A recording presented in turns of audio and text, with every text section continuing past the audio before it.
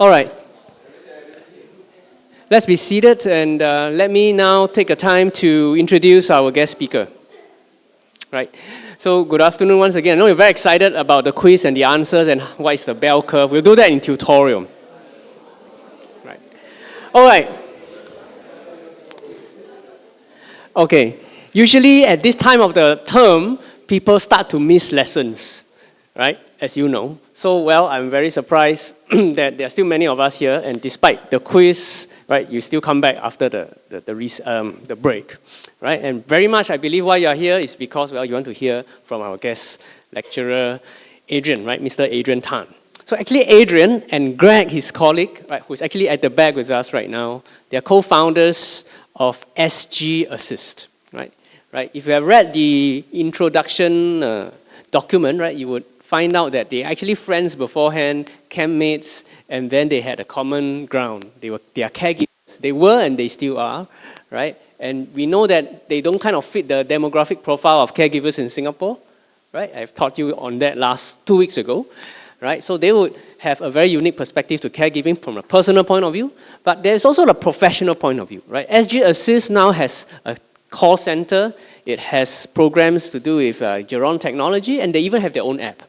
I just realized that they have now 6 full-time staff, and actually I don't really know what they do. I'll let Adrian introduce you to all the activities. They are a very new, so-called new kid on the block, but within the last just a few years, they started their work, right? They have done a lot of impactful things, right? This impact actually is awaiting measurement, but it is quite visible, the impact on the ground. People have felt them, both the caregivers and or the people they care for have felt. You would have read on social media the various impact that SG Assist have created. On LinkedIn, both Adrian and Greg are very active as well, which you can find. So without further ado, let me now hand the time to Adrian. Okay, thank you, Dr. Wayne. So, hi everyone. So, I'm just going to make it very casual here. At any one point, if you all need to ask any question, have any doubt, please feel free to raise your hand and I'll address it immediately, okay? Right, so, again, just like what Dr. Wayne has actually kind of shared earlier on, Greg and myself is actually the co-founder for SG Assist. We are a social enterprise. Lack of a better word, we are a for-profit organization, but with an impact focus in our business. And why we wanted to do so is because both of us started out as a caregiver. We met each other in the NS. As you can see, both our size quite round. We spend some of our time in the canteen talking to each other. So that's where we actually found about our challenges in terms of taking care of our loved ones. As you can see in this photo over here, I have a very close relationship with my mother because I started caregiving for her when I was only 21 years old. And that was because she, at the age of about 40, 41, I need to go back and check my numbers again, but I remember she was about 41, that she gotten her breast cancer for the first time. 5 years later, unfortunately, she got it the second time. So it was a very difficult journey for a lady like her. She was not that great in health at the first place, as you can see where my round figure came from. So she got all kinds of issues like diabetic, high blood pressure and everything. The cancer requires her to go through chemotherapy. For ladies, I'm not sure whether you can imagine this, but she had to go through surgery. She had to remove one side of it for the first time, second time again. Then she lost all her hair, her nails start to drop out. She started to develop depression and gradually anxiety. Because of that, for the first few years of her journey, she almost divorced with my father because she thinks that my father has an affair out there. It was more imaginative or delusional. So because of that, our whole family struggled. At one point, they almost want to divorce each other because of that. So in order to keep the family together, as the eldest son, I decided to take over the role of caregiving. And maybe it's also very difficult for some of you to imagine, I had to clean the wound of my mom's chest. So having to take care of her, shower her, clean the wound of your mother's chest, I think it's a journey that not every caregiver or anyone want to go through. So because of that, there was a lot of times where I have to not run away, but I have to skip work or have to leave work earlier. And that got me into a lot of situations whereby my employer think that I find excuses to get out of my workplace. Then at the same time, when I get back home, I find her unconscious on the bed, on the floor, and I started blaming myself as the caregiver. Then I start calling 995 in hope that 995 will replace me to go and save her, take care of her. Then I somehow gotten this feedback saying that, is this Mr. Adrian again over 995 and says, oh, is it an emergency?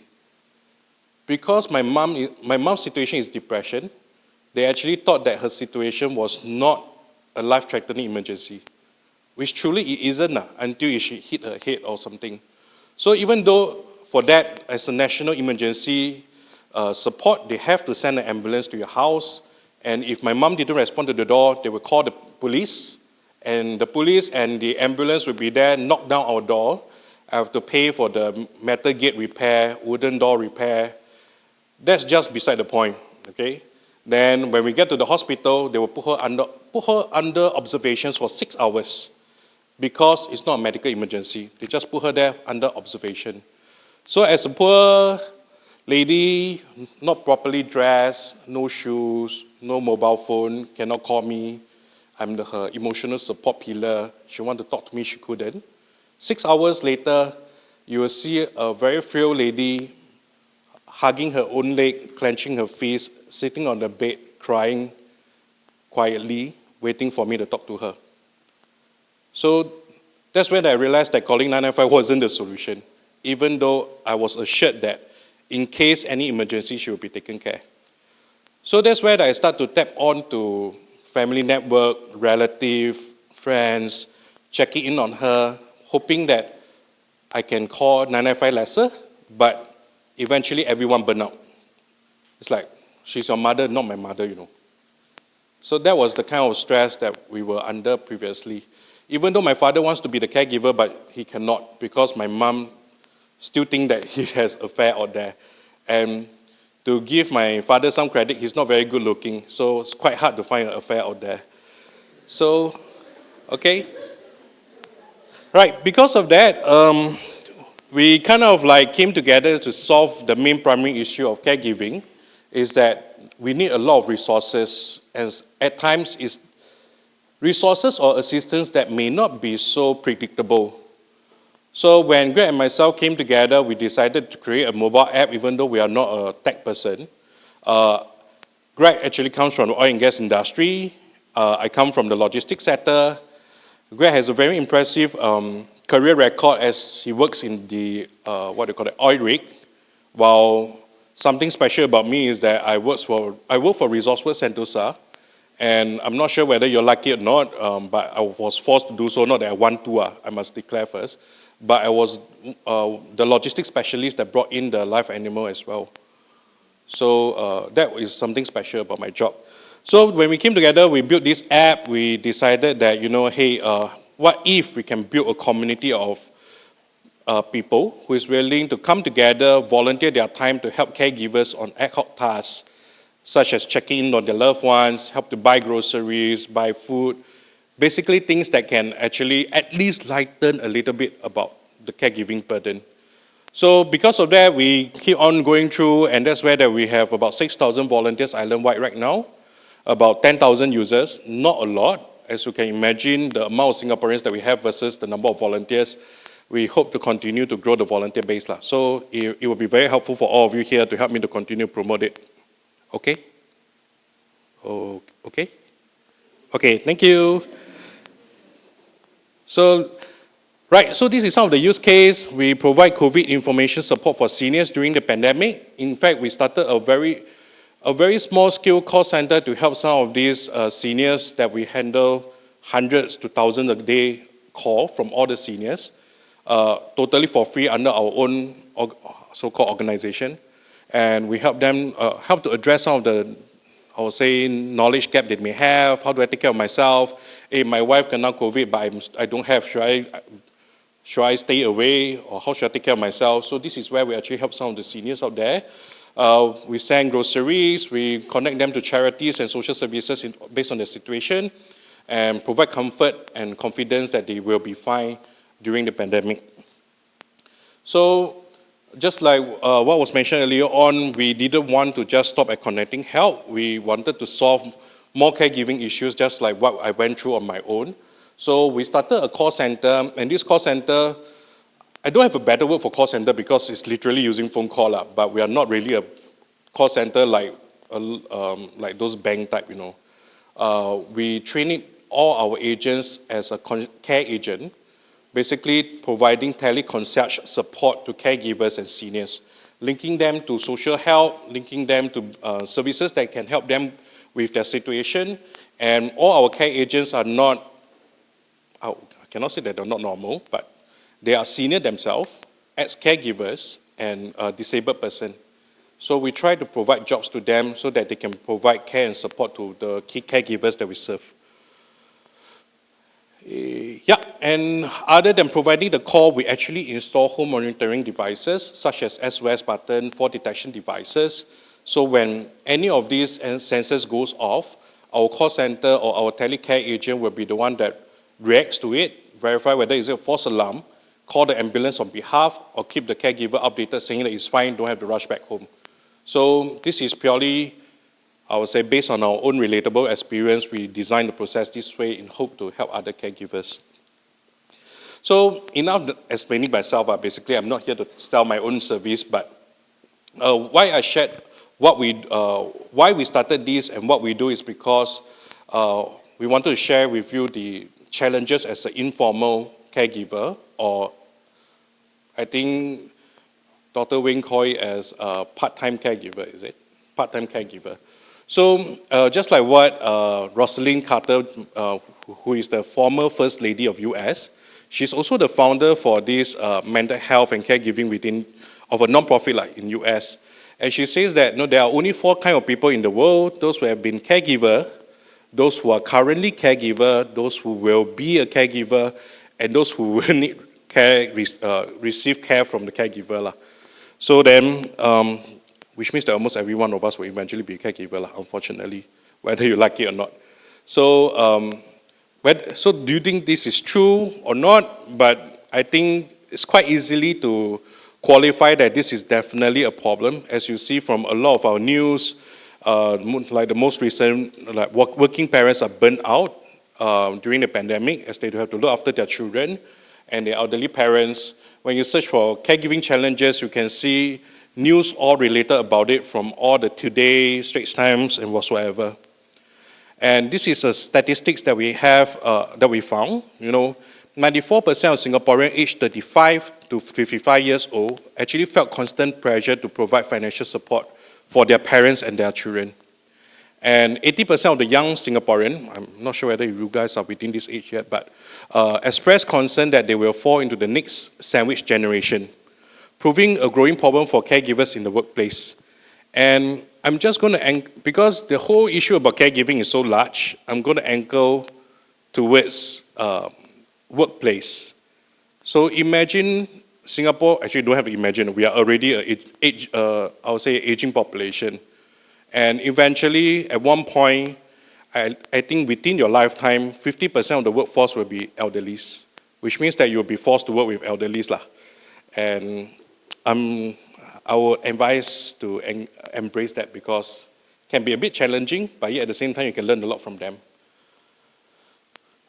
Okay, so when we created the whole concept of how we want to provide support to caregivers, we actually break down our own experience as a caregiver into 6 stages. You'll probably be able to find similar framework over the internet. And to me, this is the most relatable framework because it helps me to kind of like put where I walk through the journey with my mom into different phases. So from stage 1, pre-caregiving, like not knowing a shit, I was still in the NS and everything, not knowing that what is caregiving about. Still too far for me to think about caregiving until shit hits the fan. Next year I start, after NS, immediately become a caregiver. Then stage 2, starting out, constantly looking to seek help, trying to call the hospital to understand what's going on with my mom. Is she going to survive her cancer? What kind of medical care does she need? What can I do to make her feel better? Does Chinese TCM works? So these are some of the things that we went through and struggled during the early stage. And sometimes you will cry alone, thinking that your mother may leave you within a few years, or maybe just within a few months. That kind of emotional stress. Then get to stage 3, you no longer think about how long your mother can live. You think about how long you yourself can survive, where you start to get very tired, saying that, hey, I need to go to work. What if my mom faint again tomorrow? Hey, what if she runs out of medication? What if she overconsumes her sleeping pills because of her depression? And all these are legit issues. At one point, she actually overconsumed her painkillers, and we have to send her to the hospital. So then that's where I even had to travel for like 3 months to complete my studies for my degree. And I remember at Changi Airport, before I flew off, I was so worried that I almost decided not to go. I was crying over the airplane, my friends saying that, "Are you 神经病, you're crazy." Like as if you never go travel before. They're like so excited until I cried. But actually I was just worrying about my mom. So that guilt that I have to leave her with my family for 3 months without me is a form of guilt lah. Then you start to think about, hey, how can I take care of myself better? Actually, no, you won't think about how you take care of yourself better, but you will think about, hey, what if I couldn't do well enough to take care of her? What kind of help can I find for her? And 15 years ago, Google wasn't very useful in terms of finding these kind of resources. So you have to go to the nearby FSC, Family Service Center. You have to go to nearby CC to see whether you can find any resources. It was more physical than just Googling online. Then stage 4, I think, for me and my mother, we are at stage 4. She has gotten to a point whereby I can talk about anything with her. Nothing is so sensitive that I already know what I can say that will not trigger her depression. So we can even talk about death. She tell me she wants cremation. Then I say, but you don't like hot days, then you want to get burned. Then she says she wants to scatter to the sea there, but I say, but you hate the dark, So we talk rubbish like this, where we are actually more comfortable with talking about such things already. And we start to be able to plan for things that we can do together. Like I have an agreement with my mother that once a year we will go for a holiday where she will plan the full plan of it. And I have no say in where we go, where we stay. And that's why before COVID, we actually went to Taiwan. I almost died there because she planned the whole plan so tightly together that I had to climb, I forgot what sun is that in Taiwan. Then the next day we have to go to another province. And I was like so exhausted that I couldn't breathe up the mountain because she said, go and see star. When I go out of the mountain, I really see star, but because I cannot breathe. Yeah, so that was one of the promises that I kept, and therefore we go for something meaningful together, right? So then, eventually all of us will get to a point where we have to think about the transition, where we talk about closing to end of life, advanced care planning, where we help her to decide what are the medical arrangements that she would want when she's at her deathbed, what kind of funeral that she wanted.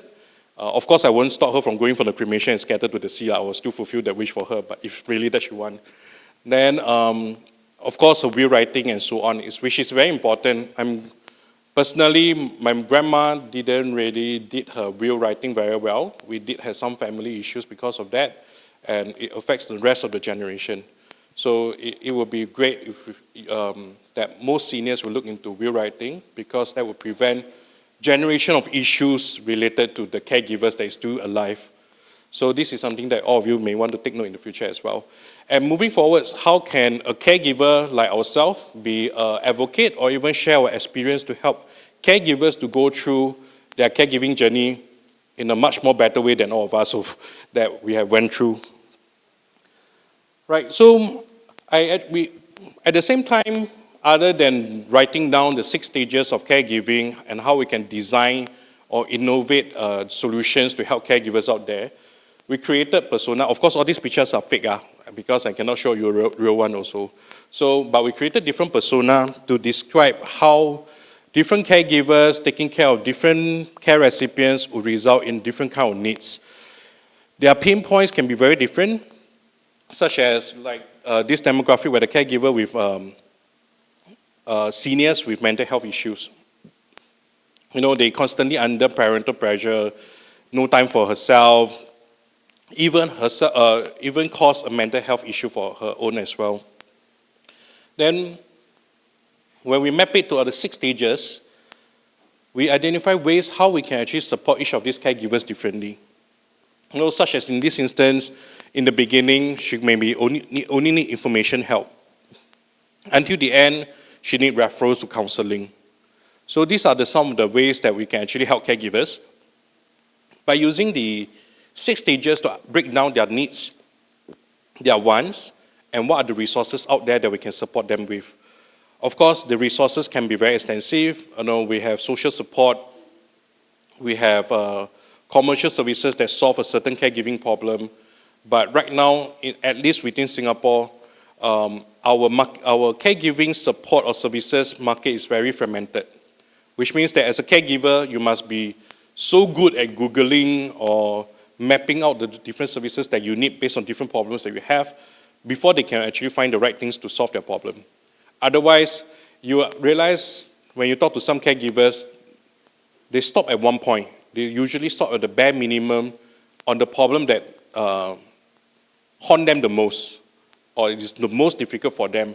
That's where they will stop once they solve their problem. But eventually, the rest of the problem will keep piling up. Eventually, they still have to solve it, just because they put it as the least of the priority. I will skip all this because there's too many persona that we have created. But seniors-wise, eventually, we will have a lot more seniors looking after seniors, basically senior caregivers. And they will have problems navigating the resources.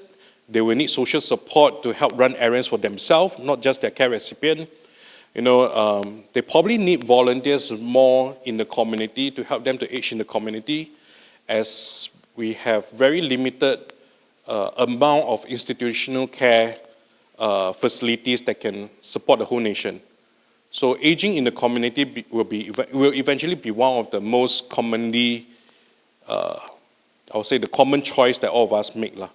But aging in the community is not so straightforward. If you fall down alone at home, nobody will know.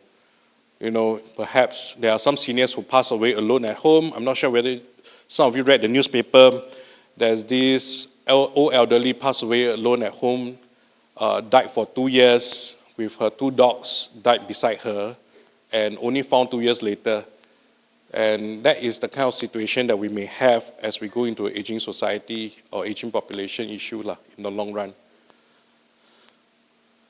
Right, so I just watched this video just yesterday, and I thought I should put this in, and since we got quite a bit of time, I decided to put this in.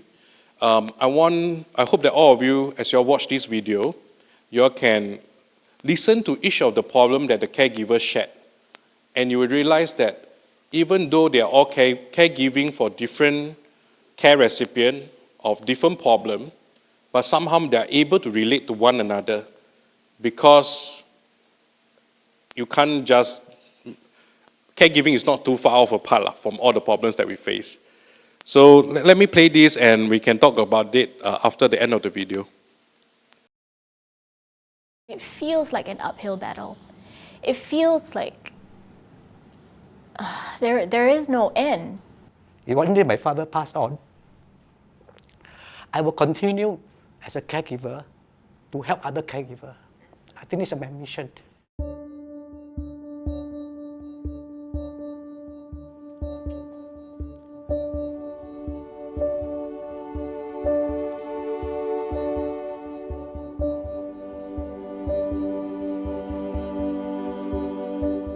So even the course of going for treatment, we also receive feedback from family members who come up to us and say, you send your son to the hospital, you don't have to do that, just talk to him, and talk him out of it. Maybe you didn't talk to him enough, maybe you were so busy working. I think one of the things we study in the C2C program are the stages that you go through in your emotional journey as you caregive.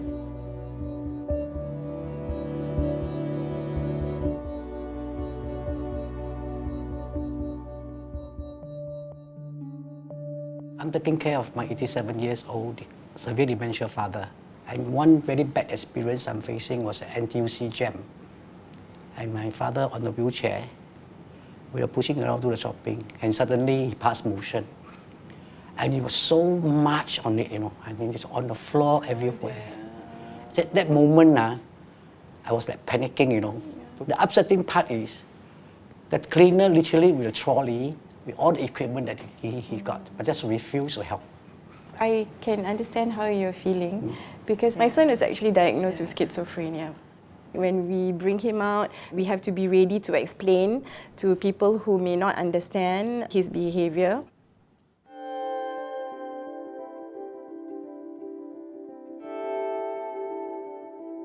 It was in the midst of CB, so we couldn't even visit her.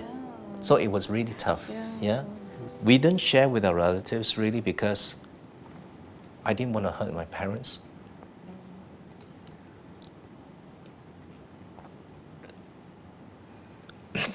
And I don't think my friends will understand.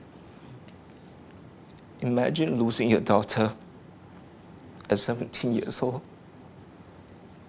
See, Gabriel, sometimes I realize that, especially with Chinese family, they really tend not to share with other people because of the face value. They must always remember that you are not alone.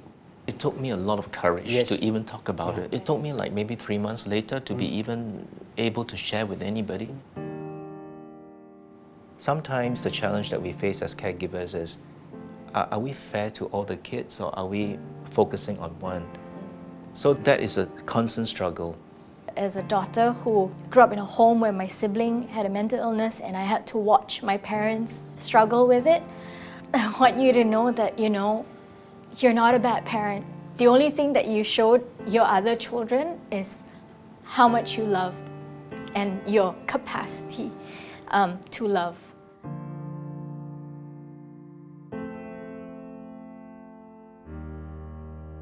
His episodes were very fits-like. He would be choking and we would be trying to talk him into breathing and having a sip of water just to break A lot of physical trauma. Yeah, and that can go on for hours, I think nobody actually knows the difficulty, the fatigue, the exhaustion, the mental exhaustion, the emotional exhaustion that we go through. I mean, caregiver burnout is real because I myself have been diagnosed with depression. So I'm having to learn to take care of myself too.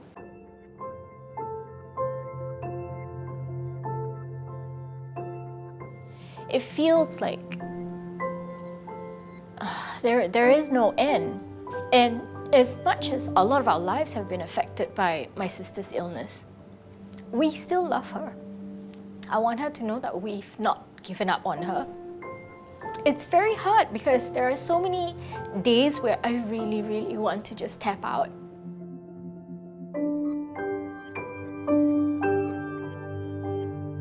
In the beginning part, many attempts that I want to kill myself because I cannot cope. Most of the time it's violent and he starts scolding me or he starts screaming and shouting. But at times it tears off. And he thanks me. Thank you for taking care of me for all these years. And he hold my hand very tightly. And that also inspired me that I should move on and continue to take care of him.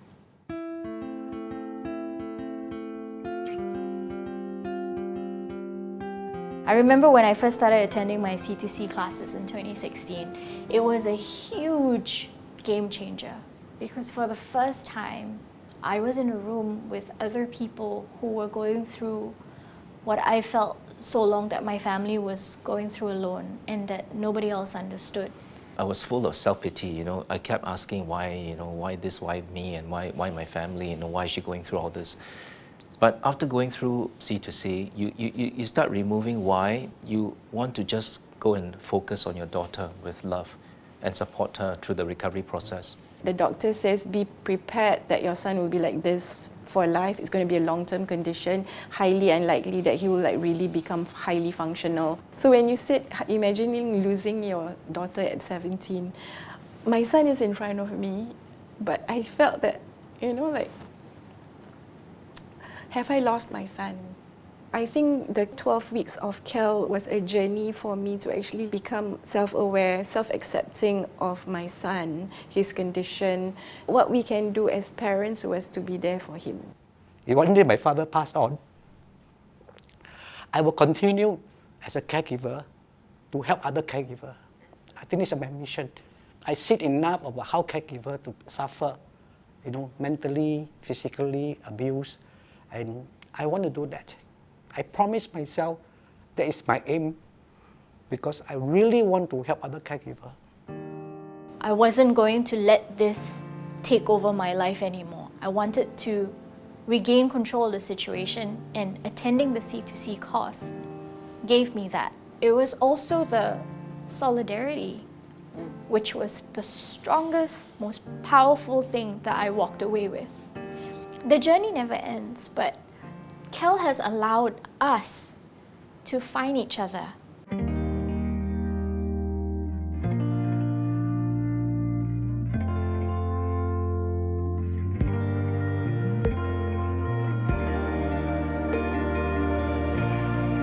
Just to let you all know, okay, to recap this, basically, as you all can see that a lot of these challenges that caregivers face are multifaceted.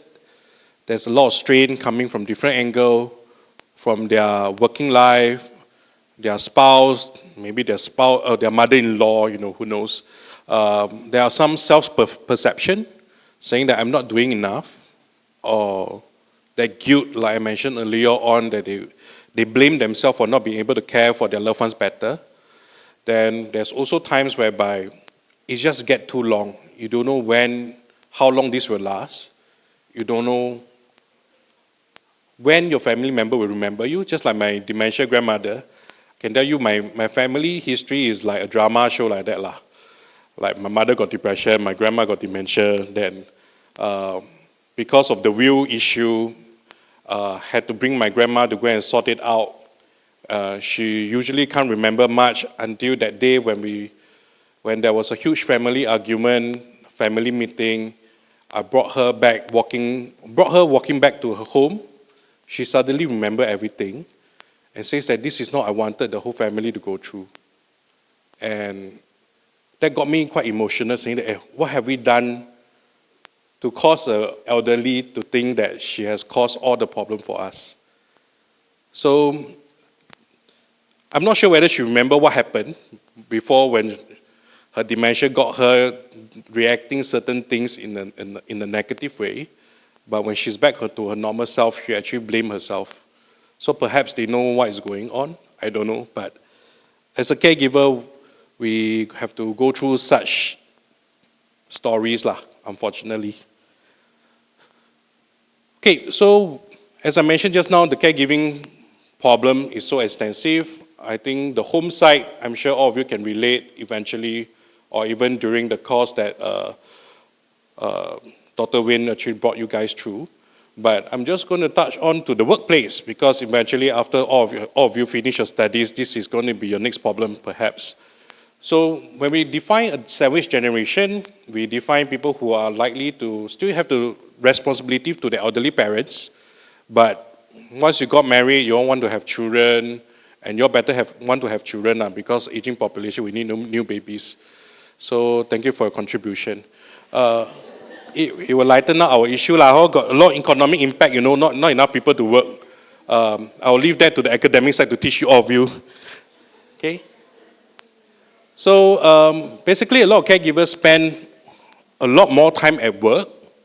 As you can see from this graph, someone from the Kopi.co actually did this research saying that we spend at least 60% of our time in workplace, caregiving, but I suppose this demographic that they interviewed isn't really the main caregiver, so which is why it's only 60%. But for part-time caregiver or an informal caregiver, the person will likely to spend 80 to even 90% of their time, or even 100% of their time on caregiving and other work-related stuff. So imagine if you are, right now, according to our Singapore context, there's a lot of publications says they refer that we have about 210,000 caregivers, full-time caregivers. But that is really kind of outdated numbers in my opinion. So it could be, the reason why there's so many people who are willing to give up their career to become a full-time caregiver is because the amount of time that they spend on caregiving has already created such big impact that they cannot afford to work anymore. Okay, so, and only 20%, it says that 20% of Singaporeans' day is spent on leisure activities. And remember when I first started caregiving for my mom, I don't even remember what TV is because we don't really have time for that. It's like, well, the next moment we will start preparing what's the medication that we give to her the next day because we don't want her to hold all the medication. She had depression. There was one time she overconsumed sleeping pills. One time she overconsumed painkiller. So we start to every day sort out medication for her, where if not, we'll be taking care of her, clean her wound or whatsoever. So then, a supportive work environment is actually very vital for caregivers and in today's economy, because if we can't take care of the caregivers, then how are they going to perform well at work? So imagine preparing for a proposal, but you know that staff is very busy already, but 50% of the time he have to constantly check his mobile phone to see whether his family call him or not. So that is actually a concern. So based on this, some research shows that there are 4 times as much, women in Asia do 4 times as much unpaid care work than men. So there's a lot of emphasis, including the recent white paper for women's development, stated that we need to support women more because they spend a lot of time juggling between caregiving and career. And 53% of women in Asia stay out of the workforce because of unpaid care work. Basically, they're caregiver. Then, as a man, as a caregiver myself, I wanted to advocate differently. In order for real equality to happen between men and women, we need to support the men to do more. If not, how do equality comes? How do we actually encourage that? So, 4 in 10 family caregivers are actually men. It's quite equal actually. And based on our recent engagement with all our service users, our app, we actually see more men stepping up to become a caregiver. And unfortunately, as men, it's not so easy for us to show our weakness or so shameless like me willing to share the emotional, the crying, I don't mind telling people, but not all men are willing to do that. And because of that, they struggle alone, they kept in silence until the extent that they just give up entirely and they stop becoming a caregiver. So maybe that's one of the reasons why we have more women taking up the role of caregiving. I don't have the answer, but at least what I feel is that perhaps we should support men better so that they can become a better caregiver and so that more women can focus in their career. In fact, I see a lot of my friends who are men who are taking more of the caregiving role than their wife nowadays, like what, damn good cook, all the air fryer, all the men buy one, right? You know, that kind of thing.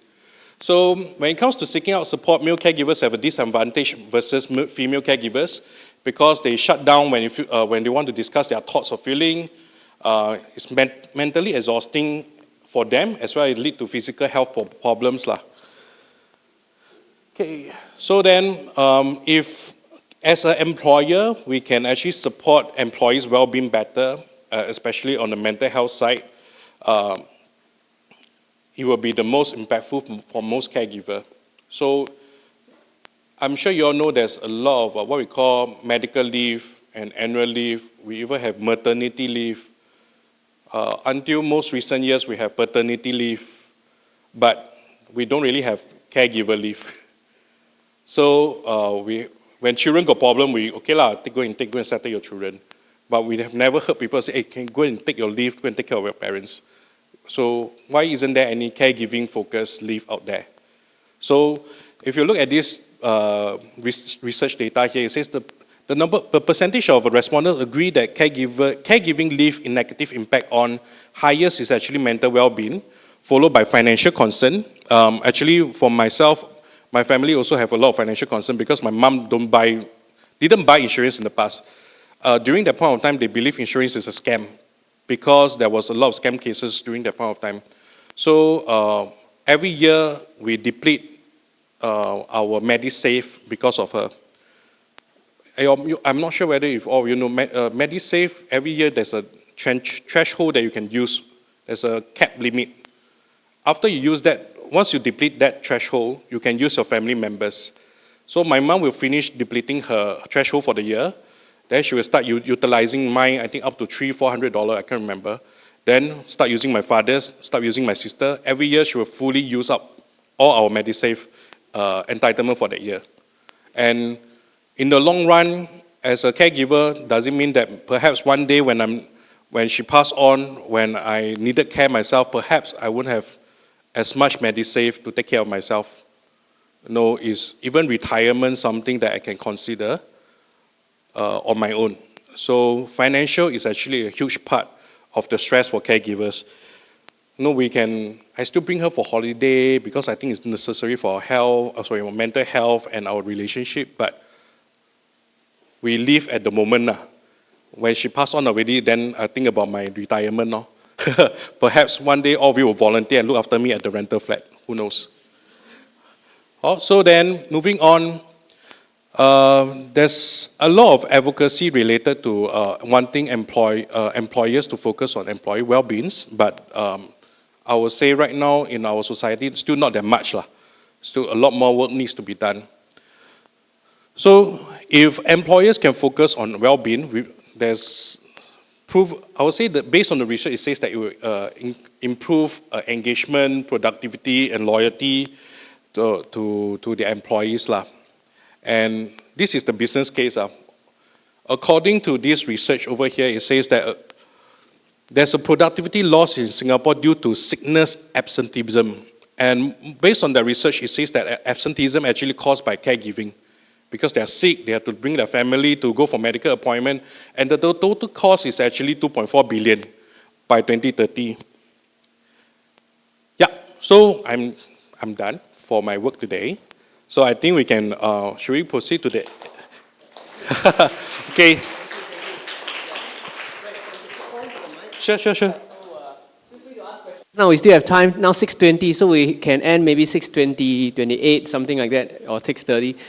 Questions for Adrian? Yes. Nothing is too awkward. Just not awkward enough already. Just stand up where you are and ask. I think you're not new to this, right? You don't need me to, Yep. Anybody? Some are shy. Also very shy, but I stand in front of you already. Okay, maybe I can ask something. I can share with them. Yes. What do you think about the new initiatives in the Women's Development White Paper, right? When it comes to caregiving, I mean, you shared a little bit that it should include all, right? Not just women but men. But some of those initiatives, let's say they include all, right? Those like increase $200 home caregiving grant, leave, elder care, what they call that, flexible work leave. Yes, flexible right? leave. Flexible work arrangement. Yeah. What do you think of those? Yeah. Actually, the flexible arrangement, I personally felt that it's actually very good. But one thing that the caregiving grant that I hope that it can be improved on is in terms of how they allow people to use it. So if you're going to search for the caregiving grant, it can be used on caregiving training, perhaps some ADL needs. But to be fair, a lot of caregivers, we may not be eligible for a lot of such grants because of our income. So let me quote this for example. I just figured this out also just recently. So in Singapore, we used to run by this system of mean testing, which means that your family income shouldn't exceed certain amount, I think 2,000 something.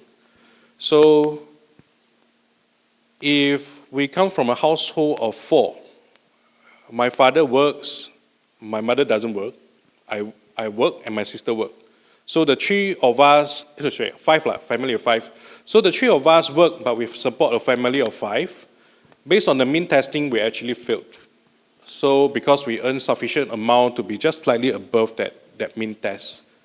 So then, we are not eligible for all this financial grant. We are under a lot of debts because my mother doesn't have insurance. You know, all the chemotherapy is a huge chunk of money. So just basing on the mean test alone is actually very hard for us to be eligible for any kind of support. Unless they are willing, unless you're so savvy enough to write in appeal, and you happen to talk to someone that is willing to listen to your appeal. So then, take it for a different perspective. If I'm rich enough that I move out of my family's place, which is away from my mom and dad, and my sister got married off, and therefore she lived at another residential address. Now my parents now only have one income looking after 3%, and now they are eligible for mean testing, for the mean test. So does it mean that we're helping a low income, or are we helping people who just are able to afford to move out of their own place? So as a middle low income person myself, I will never be eligible for all these grants because I'm forced to live together with my family. So all of us will always live at one household. We will forever fail the mean test until one day some of us manage to have the financial capability to move out of the house, and therefore the mean test drop. So it doesn't mean that the mean test is the right mechanism to measure if the person deserves financial aid or not. So this is one of the hope that perhaps one day we can improve better on, is that not all caregivers, their financial capability or their financial status is based on just a simple calculation with one short formula. So that is one thing that I thought maybe we can improve on. Thank you so much. Yeah, anybody? Actually, one thing I can share about home caregiving grant, which I felt could be improved, is just the tagging of the ADLs. Yes. Well, the ADLs may not pertain to dementia. You know, a person lose his way, fall down, and then doesn't remember who he or her father is. Nothing to do if the person cannot feed and cannot eat and cannot get out of bed. You know, not the ability can be done, but the person won't do it. The person won't do it because he finds no need to do it, or he thought he has done it already. You see, so, but we know that dementia caregivers, and dementia is very burdensome, right? Much more burdensome than many other conditions, right? So actually, a good proportion of dementia caregivers will be excluded just because the patient, dementia, do not fit the ADL requirement. Because the person could actually do all the 5, all the 6. But the suffering is not being paid for. I mean, so-called not being supported. And that's not the intent of the HCG, right? The intent is to support caregivers, but they are inevitably neglecting these people who really, you know. So that's just my own gripe about this. So my mom was only 40 years old, right, when she got her cancer. I caregived for her for 15 years, but she will never have an ADL need. So does it mean that we don't need the caregiving support? So that framework definitely needs to be improved on for sure. Yeah. Any final question? Actually, what happens is this: when we dismiss, then you see people run up to you and start to ask you a question, and then, you know, and that's often what happens. So I want to give time for that, but let's see if there's any question, any issue, any of Adrian's sharing that you'd like him to talk a little bit more about. Or which part do you think that is a nonsense? Yes. Yep.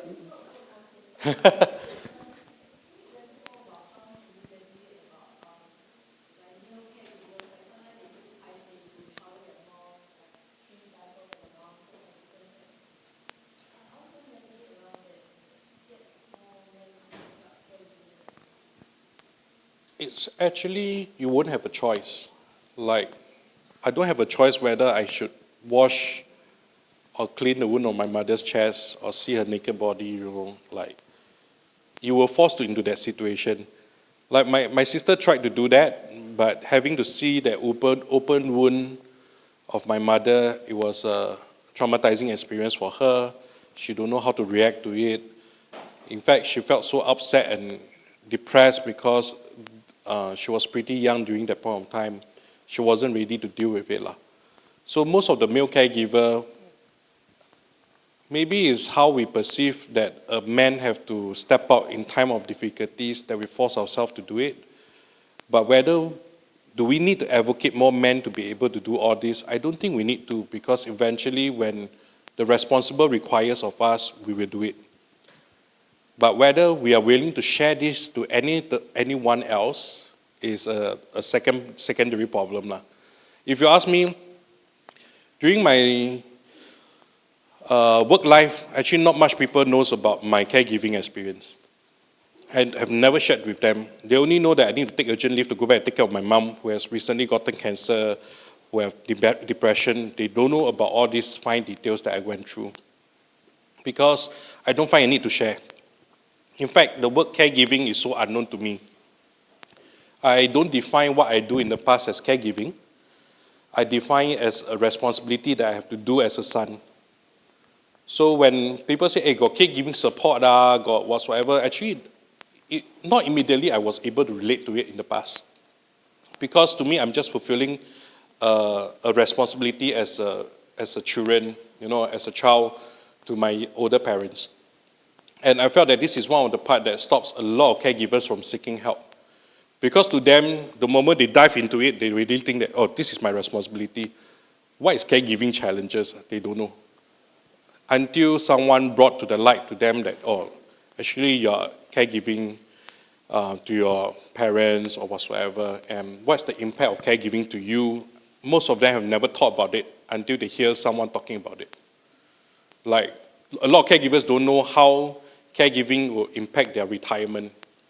When I look into my retirement calculation compared to my peers, I don't know how they got the cheek to say that they can retire at the age of 50, When I did my calculation, I was like, until I die, I haven't retired yet.